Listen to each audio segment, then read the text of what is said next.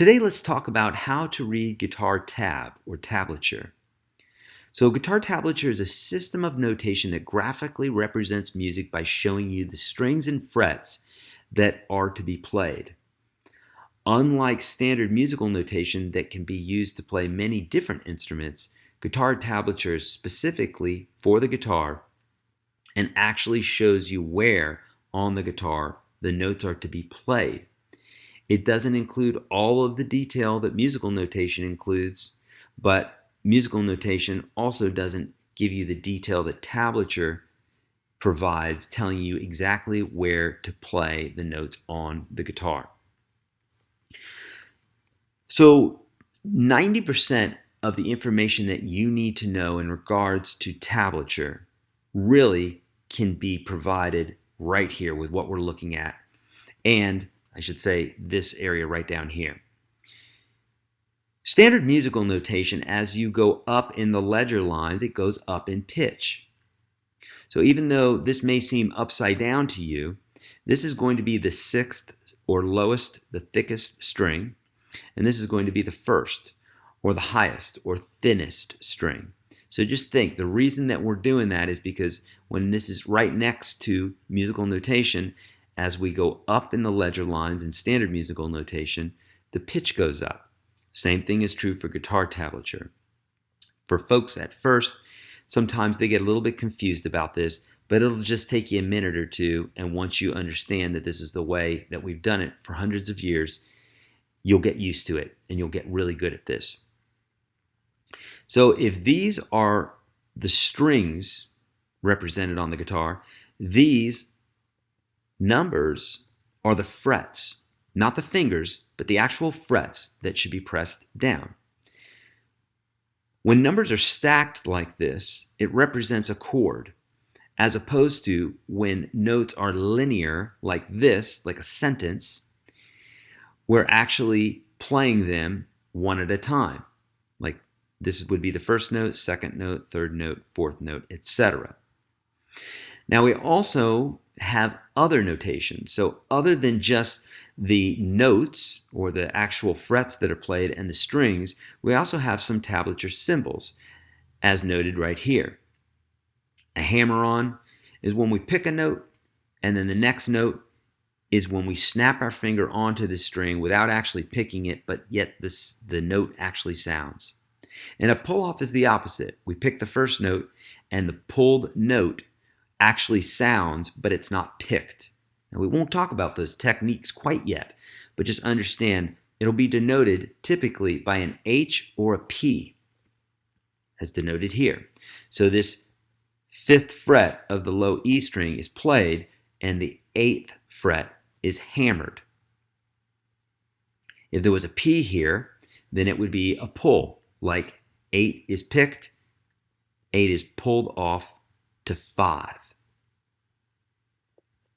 Now we have some other notation as well. Now hammer-ons and pull-offs can also be denoted by an arc. So if there was an arc going from the 5 to the 8, that would also denote a hammer-on or a pull-off.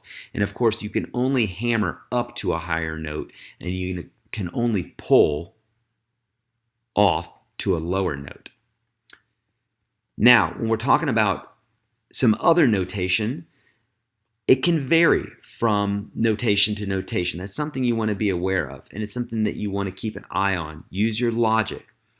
In the case of a bend, when we're bending a string, you might see a B, and then it might say full for a whole step, or it might say W for a whole step, or it might say half or 0.5 for a half a step or 1 fret of a bend.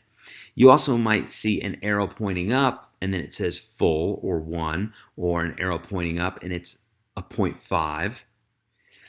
And you may see it come up and come down again, meaning it's a bend that goes up and a bend that comes down. So again, it varies from tablature to tablature. It's not quite as strict as musical notation. When we slide, we're picking a note and sliding to the next note without actually picking it. So in the case of a 7 to a 5, we'll see a slide going down, meaning this note's picked and this note is played from the slide. We're not actually picking that second note. Again, we're not going to talk about the technique in here. We just want to understand how to read. When we're sliding up, we pick the first note and slide up to the next note without actually picking that next note. Vibrato is represented by a V or some squiggly lines after a particular note. Tapping is similar to a hammer-on, except usually we're going to be using the right hand or the picking hand to do this, and you'll see it as a T. Sometimes it might say like RHT, or right hand tap.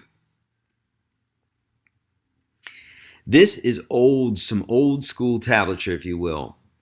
And I included this because some people think that tablature is a crutch, where you should really learn standard musical notation. But in fact, it's just a different way of reading music, and both are very valuable in their own ways. However, most guitar players get really good at reading tablature because it's a very short or very small learning curve, whereas musical notation takes a lot longer to learn, and if you don't practice it, you kind of lose it. Tablature is fairly straightforward, fairly simple, and it provides high detail as to where you should be playing on the guitar. But again, it lacks some of the detail that musical notation has. So both are useful, and for the purposes of this course, you're going to be using standard musical notation because it's very quick to learn, and it provides that high detail of where on the fretboard to play. If anything in this video doesn't make sense, please watch it again, and by all means read this PDF that I have for you, because it's also going to give you some detail that we did not speak about in the video.